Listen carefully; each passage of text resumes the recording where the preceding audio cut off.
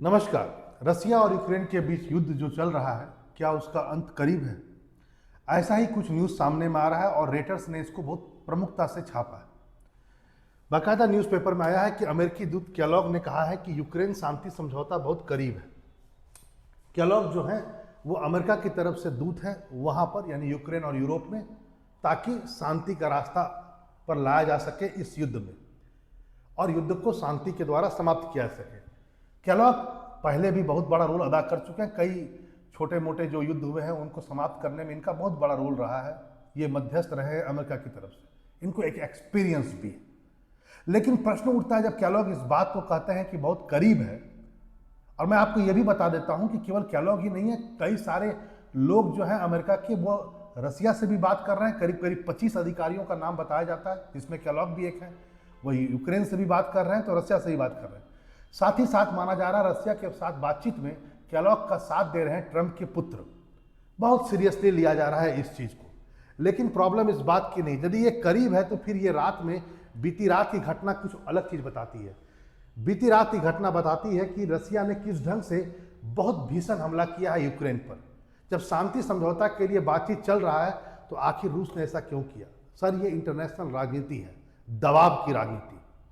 मतलब रसिया इस ढंग से करके कहीं ना कहीं पीस टॉक को, जो पीस वार्ता हो रही है, जो संधि होने वाली है, रसिया चाहता है उसके इंटरेस्ट को महत्व दिया जाए। और चूंकि वो बड़ा कंट्री भी है और एक अपर हैंड पुतिन चाहते हैं इस युद्ध में उसे मिले। ठीक है, तो ये एक दबाव है कि यूक्रेन जो है आनंद फानन में आकर के शांति समझौते को मान ले, क्योंकि माना जा रहा है कि कैलॉग ने जो पूरा का पूरा रचना किया है शांति समझौते का, इसमें कीव को यानी यूक्रेन को कुछ न कुछ चुकाना पड़ेगा। अब देखिए, फिलहाल तो जान लीजिए रसिया ने बीच में तो कमाल कर ही दिया। कल बीती रात करीब करीब माना जाता है 653 ड्रोन्स अटैक हुए हैं, 51 मिसाइल्स अटैक किया। दबाव की पूरी राजनीति। क्या है पूरा मामला? शांति समझौता पर कैलॉग क्या कह रहे हैं जरा समझिए। अमेरिकी राष्ट्रपति डोनाल्ड ट्रंप के निवर्तमान जो यूक्रेनी दूत है, जिनका नाम आप पता है आपको, कैलॉग है, उन्होंने कहा है कि वास्तव में बहुत निकट आ चुका है शांति समझौता। ठीक है, दो मुख्य जो बिंदु हैं वो लंबित हैं, और यही दो बिंदु जो ये कह रहे हैं लंबित हैं सर, वही सबसे बड़ी बात है। इसी पर मुद्दा है डोनबास और ज़ैपोरिज़िया का परमाणु संयंत्र। ठीक, अब आप सोच सकते हैं कि ये कहना क्या चाह रहे हैं। ये कहना चाह रहे हैं कि यूक्रेन जो है अपना डोनबास एरिया दे दे और ज़ैपोरिज़िया में जो परमाणु संयंत्र है उसको यूज तो हो, लेकिन रसिया भी उसमें इन्वॉल्व हो। रसिया चाहता है उसका शांतिपूर्ण तरीके से यूज हो और मुझे उससे इलेक्ट्रिसिटी मिले, मुझे भी मिले और उसको भी मिले। जबकि ज़ैपोरिज़िया जो है वो यूक्रेन का एक प्रांत है जिस पर अभी लगभग रूस का कब्जा है। क्या है पूरी बात, आते हैं और सिलसिलेवार ढंग से हर चीजों को डिकोड करते हैं। तो लाइक और सब्सक्राइब जरूर कीजिए। चलिए आगे बढ़ते हैं, देखते हैं, डिकोड करते हैं, हर चीजों को समझने का प्रयास करते हैं। कैलॉग का माना जाता है कि वो जनवरी में अपना पद छोड़ देंगे और जनवरी में पोस्ट छोड़ने से पहले वो चाहते हैं कि जिसके लिए उसे अपॉइंट किया गया वो पूरा हो जाए।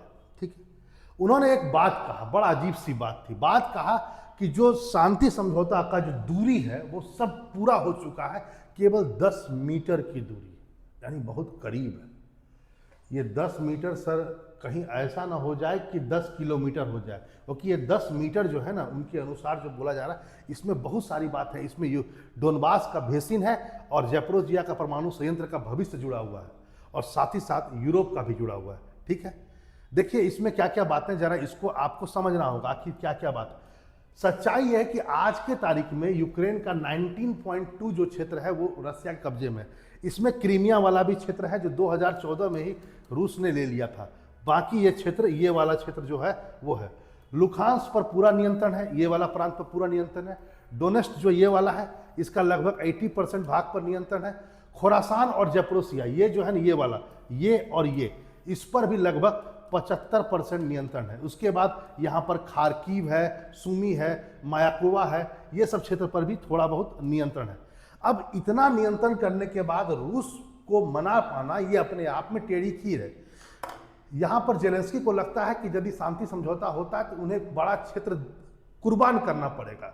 पहले ही क्रीमिया वो कुर्बान कर चुके हैं 2014 में, और अब यदि इतने बड़े क्षेत्र को कुर्बान करेंगे तो ये प्रॉब्लम है। यहाँ पर एक बात जानने की जरूरत है, ये इस पर कब्जा जरूर है इतने बड़े क्षेत्र पर, लेकिन जो सूत्र बता रहे हैं और जो चीज़ें बाहर निकल के आ रही हैं वो यह नहीं है कि पूरा का पूरा क्षेत्र जो अभी रसिया ने ले लिया है उन सब पर वो कब्जा चाहता है, तभी वो शांति समझौता करेगा। देखिए यहाँ पर बात सिंपल है, वह डोनेस्ट पूरा चाहता है और जैपोरोजिया में जो परमाणु संयंत्र है एक प्रकार से उस पर अपना नियंत्रण चाहता है, क्योंकि वो उसको पता है आने वाले समय में ये जो बिजली उत्पादन करने वाला संयंत्र है वो आगे चल करके परमाणु हथियार भी बना सकता है, और वो कभी नहीं चाहेगा कि अपना उसका कोई देश, बगल का देश परमाणु हथियार संपन्न हो जाए।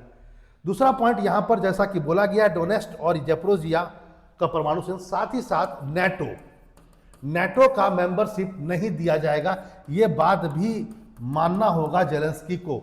यानी जिस चीज की लड़ाई शुरू हुई थी अब अंत भी वही है, नेटो में उनकी जिद, और यह समाप्त हो गया इसी पर।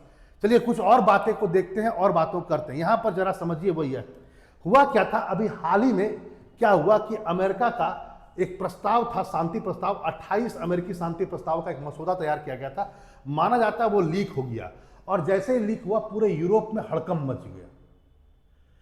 कैलॉग का कहना है कि ये जो लीक हुआ है ये पुराना चीज है जिस पर बातें चल रही थी कि इस चीज पर विवाद है, उसको लीक किया गया है, और जबकि क्रेमलिन ने कहा कि 28 नहीं है भैया 27 मसौदा है, क्रेमलिन ने पुष्टि की थी इसकी, यानी कि रूस ने पुष्टि की थी, लेकिन फिर भी अमेरिका ने कहा कि ये गलत है, जिससे यूरोप को लगता है कि, या यूक्रेन को लगता है कि एक ढंग से हम पूरा का पूरा यूक्रेन का बहुत बड़ा भाग जो रसिया को देने वाले हैं, जो लीक हो गया पेपर वो गलत।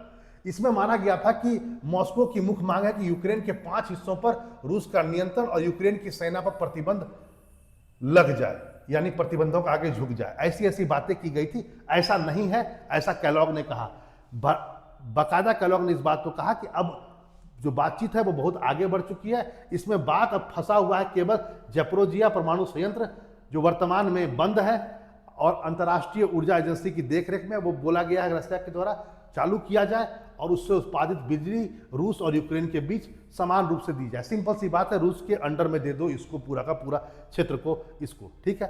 तो ये सब बातें कहा गया है, इसमें समझ सकते हैं अब आप। तो यानी कुल मिलाकर के जैसा लग रहा है कि रसिया ने अपना दबाव पूरा बनाए रखा है, लग रहा है कि एट लास्ट अब सच में लग रहा है मुझे कि जनवरी यानी क्रिसमस से पहले, जहां तक मुझे लगता है क्रिसमस से पहले कहीं ना कहीं क्रिसमस के दिन तक युद्ध मेरे ख्याल से रुकना चाहिए, क्योंकि अब यूक्रेन को कहीं ना कहीं झुकना होगा, उसको डोनास्ट भी देना पड़ेगा और नाटो से भी अपनी जिद को वापस लेना पड़ेगा, जैसा कैलॉग ने कहा। अब देखते हैं जेलेंस्की आएंगे अमेरिका, क्या क्या बातें होंगी, और यदि जेलेंस्की नहीं मानेंगे तो युद्ध लंबा टनेगा, इस बात को भी जान लीजिए। और जिस ढंग से अमेरिका ने पीछे कर लिया हाथ यूक्रेन युद्ध से, लगता नहीं है कि बहुत ज़्यादा युद्ध बचेगा। वैसे भी रूस ने भी इस बात को साफ जाहिर कर दिया कि मेरा कोई इरादा यूरोप में अटैक करने का नहीं है। यूरोप लोग बहुत ज़्यादा आगे बढ़ करके आप देखते हैं कि यूक्रेन के बारे में सपोर्ट करते हैं, हथियार दे रहे हैं कि चलो अमेरिका नहीं देगा हम देंगे, लेकिन कब तक यूरोप भी मदद करेगा, जब उधर से व्लादिमीर पुतिन ने ग्रीन सिग्नल दे दिया है कि मुझे यूरोप से कोई प्रॉब्लम नहीं है, न मैं यूरोप के किसी देश पर अटैक करने वाला। हाँ, यदि हम पर वो अटैक करेंगे तो जवाब दिया जाएगा, यदि नाटो अटैक करता है विदाउट अमेरिका भी, तब भी हम जवाब देंगे पूरी नाटो से। तो यहाँ पर भी देखा जाए तो मेरे ख्याल से लगता है कि यूरोप डिफेंसिव मुद्रा में आ चुका है। उसे लगता है कि यूक्रेन जो है ना एक फोड़ा बन चुका है। कभी तुर्की जो था, ऑटोमन साम्राज्य पूरे यूरोप के लिए फोड़ा बना था और उसने आगे चल करके बहुत बड़ा युद्ध क्रिएट कर दिया। आज के तारीख में वह एक नासूर फोड़ा बन चुका है यूक्रेन, और यूरोप भी अब चाहता है कि इस फोड़े को खत्म किया जाए, क्योंकि बिना वजह का सप्लाई चेन बाधित हो रहा है, बहुत सारी चीजें प्रॉब्लम हो रहा है, बहुत सारे सेंक्शंस लगे हुए हैं, ऑयल के रेट बढ़े हुए हैं, पूरा यूरोप की जनता तबाह है, और अंतगत बस सब चीज एक ही पर डिपेंड है, जेलेंस्की कितनी बात को मानते हैं, क्योंकि एट लास्ट वो संप्रभु राष्ट्र है, झुकना पड़ेगा जेलेंस्की को ही, क्योंकि रूस इससे कम बर्दाश्त नहीं करेगा। बहुत बड़ी छवि उसकी खराब हुई है इस युद्ध में, क्योंकि रूस में भी बहुत सारी जानों को गंवाया, सैनिकों को गंवाया, बहुत सारे टैंक और उसके एयरक्राफ्ट खत्म हुए। अब वह इससे कम में बर्दाश्त नहीं करेगा। हो सकता है, जैसा कि मैंने आपसे पहले कहा, कि ये बात जो कही गई थी बाद में, जो रसिया ने कहा था, एक दबाव बनाने के लिए उसने कहा था कि ये पूरा क्षेत्र जो मेरे अंडर में आ गया वो मुझे दे दीजिए, लेकिन शायद रसिया को मना लिया गया है, डोनेस्ट और जपोरिजिया परमाणु संयंत्र पर मना लिया गया। ये बहुत बड़ी बात है कि रसिया इस पर यदि मान रहा है तो बहुत बड़ी बात है। अब यूक्रेन को देखना होगा कि वो मानता है कि नहीं मानता, क्योंकि उसको बहुत बड़ा क्षेत्र देना पड़ेगा। 2014 में वो क्रीमिया दे चुका है। अब देखते हैं बात कहां पर बनता है। 10 मीटर की दूरी कहीं 10 महीने या 1 साल और न ले ले। चलिए फिर मिलते हैं ऐसे इंफॉर्मेटिव वीडियो के साथ। नमस्कार।